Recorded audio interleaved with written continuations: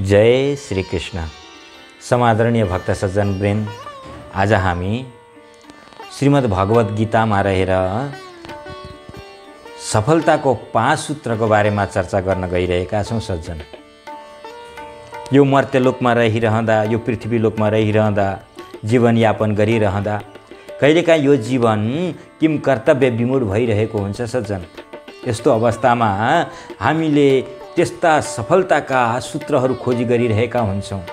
भगवान श्रीकृष्णले अर्जुनलाई माध्यम बनाएर 5000 वर्ष अगाडि ती दिव्य उपदेश प्रदान गरिसक्नु भएको छ।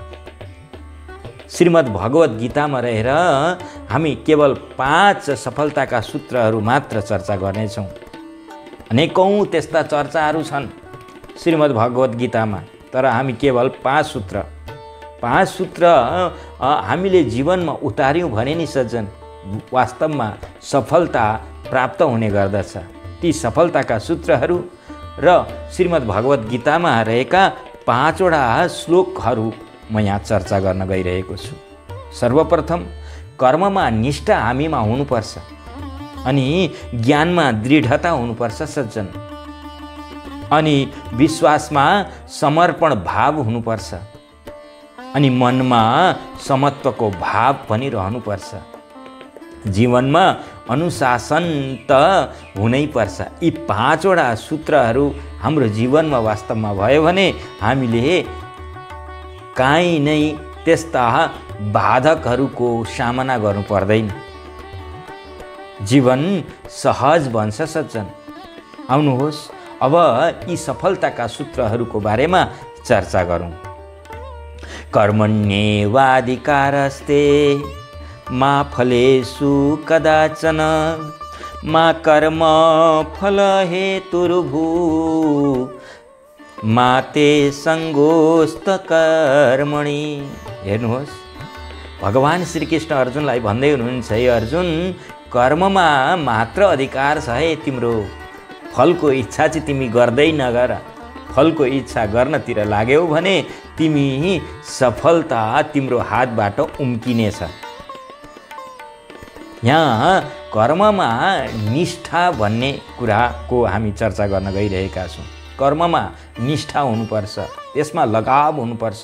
म के काम गर्दैछु भन्ने कुरा हामीलाई थाहा हुनुपर्छ अनि त्यसमा लगाव भएर त्यसैमा हामीले रमाउनुपर्छ।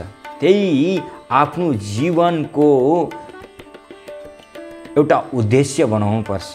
त्यसैमा रहेर हामीले गरेको कार्यहरू अनि वास्तवमा कालान्तरपछि हामीलाई सफलीभूत हुन्छ, राम्रो हुन्छ। अब त्यो कर्म गर्दै गर्दा, फलको इच्छा गर्दै हामीले कर्म गऱ्यौँ भने वास्तवमा हाम्रो मन विचलित बन्न सक्छ। भगवान यही कुरालाई मध्यनजर गर्दै कर्ममा निष्ठा, कर्मण्येवाधिकारस्ते मा फलेषु कदाचन मा कर्म फल हेतुर्भू मा ते सङ्गोस्त कर्मणि। तिमी कर्ममा दृढ रहेर काम गर, कर्ममा निष्ठा राखेर काम गर। तिमीले गर्यौ भने तिमी सफलता तिम्रो हात पर्नेछ। नत्र त तिमी फलको इच्छा राखेर यदि मोहित भयौ भने तिम्रो जीवन सहज नहुन सक्छ भनेर सफलताको एउटा सूत्रको बारेमा भगवान श्रीकृष्णले बताउनु भएको प्रसङ्ग मैले यहाँ राखेँ। दोस्रो प्रसङ्गमा ज्ञानमा दृढता हुनुपर्छ। हेर्नुहोस्, हामीमा केही कुरा सिक्दैछौँ, केही कुरा जान्ने कोसिस गर्दैछौँ, केही कुरा बुझ्ने कोसिस गर्दैछौँ भने त्यसमा दृढता हुनुपर्छ। हाम्रो दृढता भन्नाले जस्तै विद्यार्थीले पढ्दै गर्दा उत्तम नतिजाको लागि, राम्रो नम्बर ल्याउनका लागि यदि पढ्दैछन् भने वास्तवमा भगवान श्रीकृष्णले भन्नुभएकोसँग मेल खाँदैन सज्जन। भगवान श्रीकृष्णले भन्नुभएको छ आफूले बुझ्नुपर्छ, आफूमा ज्ञान हुनुपर्छ, न कि हामीले सफलता प्राप्त गर्नकै लागि, हामीले कुनै कार्य गर्नकै लागि यदि अध्ययन गर्दैछौँ भने त्यो सार्थक होइन। ज्ञानमा दृढता भनेकै यही हो सज्जन। आफू शिक्षित हुने गरी पढ्ने, आफू ज्ञानवान हुने गरी पढ्ने, न कि मैले त्यो उत्तम नतिजाको लागि, उत्तम नम्बरको लागि राम्रो नम्बर ल्याउनका लागि यदि पढिँदैछ भने त्यो ज्ञानलाई भगवान् श्रीकृष्णले के भन्नुहुन्छ भने त्यो ज्ञान होइन भन्नुहुन्छ। उद्धरेदात्मनात्मानं नात्मानमवसादयेत् आत्मैव ह्यात्मनो बन्धु रात्मैव रिपुरात्मन। हेर्नुहोस्, भगवान् श्रीकृष्णले अर्जुनलाई भन्दै हुनुहुन्छ, हे अर्जुन, तिमी बाहिर संसारमा शत्रु खोजिरहेका छौ, शत्रु अनि बाहिर नै तिमीले मित्र पनि खोजिरहेका छौ। वास्तवमा बाहिर न शत्रु हुन्छ न मित्र हुन्छ, तिमी आफै शत्रु हौ, तिमी आफ्नो लागि आफै मित्र हौ भन्दै हुनुहुन्छ। त्यही भएर तिमी अब आफ्नो आत्मालाई बन्धु बनेर मित्र बनेर उद्धार गर, अनि मात्र तिमीलाई त्यस्तो ज्ञान प्राप्त हुन्छ। ज्ञानमा दृढता भनेकै यही हो, अन्तर्मुखी हुने, आफूलाई चिन्ने, बाहिर मात्र खोजिरहन नरहने। हामी त कसैले नराम्रो शब्द प्रयोग गरेर बोल्यो भने पनि दुखी हुन्छौँ, है यो मेरो शत्रु रहेछ भन्ने कल्पना गर्न थाल्छौँ, तर वास्तवमा त्यो होइन। आफूमा शत्रुता छ, आफैमा मित्रता छ। त्यही भएर आफैलाई उद्धार गर भनेर ज्ञानमा दृढताका साथ भगवान् श्रीकृष्णले बताउनु भएको छ। विश्वासमा समर्पण भाव पनि हुनुपर्छ।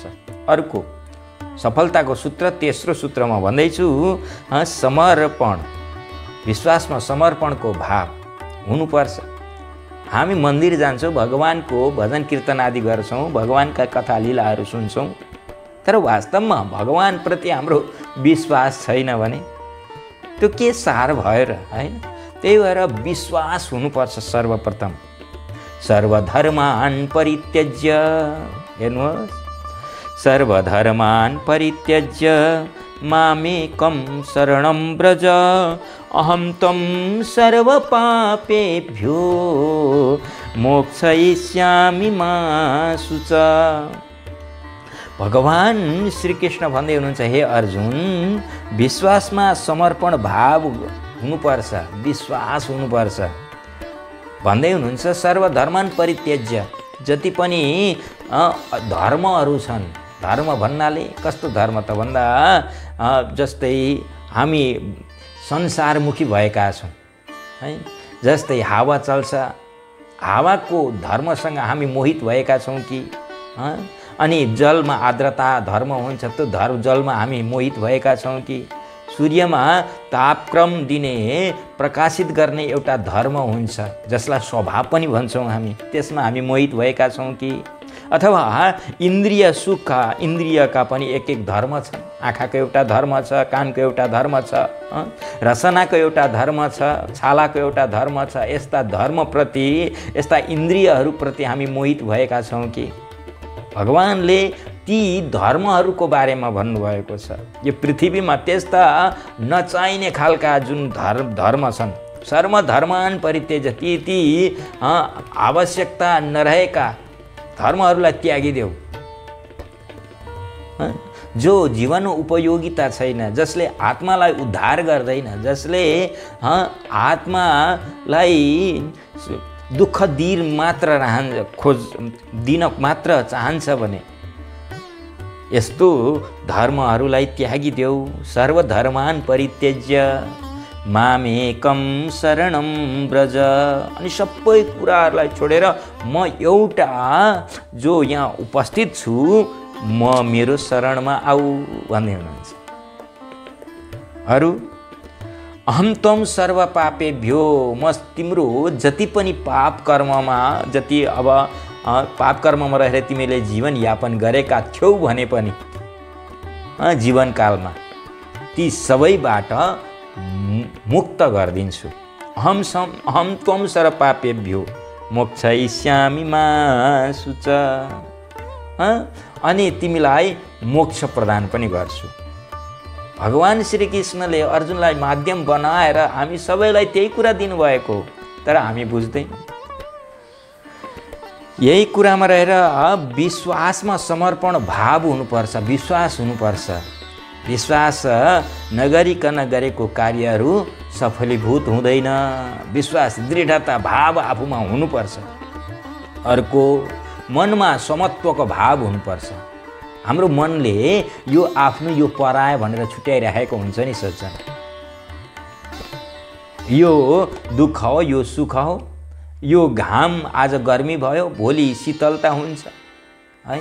यस्तै प्रकारले यो मनले आफ्नो र पराय भन्ने छुट्याइराखेको हुन्छ हैन। मनमा समत्व भाव हुँदैन, समानता हुँदैन। यो चाहिँ ठिक छ, त्यो बेठिक छ, यस्ता भावहरू हुन्छन्। यो भाव राम्रो होइन। भगवान श्रीकृष्ण भन्दै हुनुहुन्छ समत्वको भाव हामीमा हुनुपर्छ। योगस्थ कुरु कर्माणि, हेर्नुहोस्, सङ्गम त्यक्त्वा धनञ्जय सिद्ध्यो समो भूत्वा समत्वं योग उच्यते। हेर्नुहोस्, योगस्थ कुरु कर्माणि। हे अर्जुन, तिमी योगस्थ बन। कुनै कार्यहरू गर्दैछौ भने त्यसमा लगनताका साथ त्यहाँ गरिराख। योगस्थ कुरु कर्माणि सङ्गम त्यक्त्वा धनञ्जय। अनि जो मोहित हुने खालका त्यस्ता पदार्थहरू छन्, इन्द्रियहरू छन् भने यो संसारले तिमीलाई मोहित पार्दैछ भने त्यस्ता कुरा चाहिँ छोडिदेऊ। अब त्यतातिर नलाग। सङ्गम त्यक्त्वा धनञ्जय सिद्ध्यो। अब कोही चाहिँ सिद्ध भनेको राम्रो छ, कोही चाहिँ नराम्रो छ।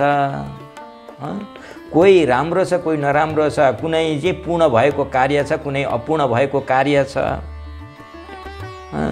कुनै ठिक लाग्छ, कुनै बेठिक लाग्छ भने ती भावप्रति तिमी मोहित नबना। तिनीहरूलाई समानता देख, एकै देख।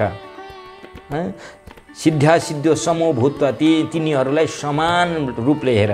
सुखे दुःखे समय कृत्वा, सुख र दुःखमा पनि समान हेर्न थाल। समत्वम योग उच्यते। त्यो समत्वको भाव नै योग हो। त्यस्तो योगमा तिमी स्थित बन भनेर मनलाई समत्वको भाव प्रदान गर्दै हुनुहुन्छ। अर्जुनलाई पनि भन्दै हुनुहुन्छ तिम्रो मनले यो राम्रो र त्यो नराम्रो भन्दैछ, यो ठिक र यो बेठिक भन्दैछ, यो आफन्त र यो पराया भन्दैछ। यस्ता भावहरू यदि तिमीमा जागृत हुँदैछ भने समत्व भाव आएन भन्दै हुनुहुन्छ अर्जुनलाई। हाम्रो जीवनमा वास्तवमा समत्वको भाव हुनुपर्छ। मनमा समत्वको भाव हुनुपर्छ। अर्को 5औं सूत्रको बारेमा भन्दै हुनुहुन्छ जीवनमा अनुशासन हुनुपर्छ। अनुशासन छैन भने जीवन राम्रो सहज तरिकाले व्यतीत नहुन सक्छ। किनभने सजाय त यो राज्यले पनि दिन्छ, सजाय त पछि हाम्रो यो कर्मानुबन्धले पनि दिन्छ। त्यो भएको हुनाले अनुशासन प्रमुख कारण हुन्छ सज्जन, प्रमुख हो। सुख दुःखे समय कृत्वा लाभ लाभौ जया जयौ ततो युद्धाय युज्यस्व नैव पापमवाप्स्यसि। हेर्नुहोस्, सुख र दुःखमा समान हुँदै अनि लाभ र हानिमा पनि त्यसमा मोहित नभइकन समान गर्दै ततो युद्धाय, तिमी अब युद्ध गर भनेर निर्देशन गर्दै हुनुहुन्छ। अब त्यो निर्देशनमा हामीले अनुशासनमा रहेर हामीले गरेको कार्यहरू चाहिँ के हुन्छ, सफलीभूत हुन्छ, पूर्ण हुन्छ, जीवन सार्थक बन्छ। यिनै सफलताका 5 सूत्र का बारेमा चर्चा गऱ्यौँ हामीहरूले। फेरि यस्तै भिडियोका साथमा म उपस्थित हुनेछु। जय श्री राधे।